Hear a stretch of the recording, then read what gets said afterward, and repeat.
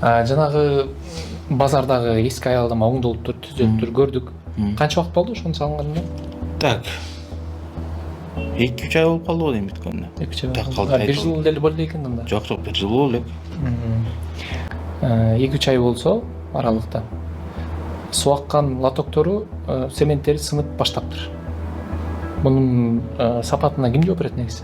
Сапатына бизде миллиарддын алкагында, ошол эле алкагында биз атайын тендер өткөзүп, независимый специалист технадзор алганбыз. Бул мэрияга мэриянын кишиси болбосун деп атайын тендер өткөзүп, тендер негизинде технадзор алганбыз. Ушул технадзор баардык строительно-монтажный работа качественно жооп берет. Ага да тышкары өзү жана строительный компания подрядчик да жооп берет. Анын 3 жылдык кепилдиги бар. Бул боюнча мен жута көрбөптүрмүн. Кече эле базарга барып кыдырып 3 жылдык кепилдик 3 айга да жетпей калган окшойт анда. билбейт экенмин. Карап көрөлүчү. Айтсаңыз карайын. Кепилдиктер Кепилдиктер бар баарын.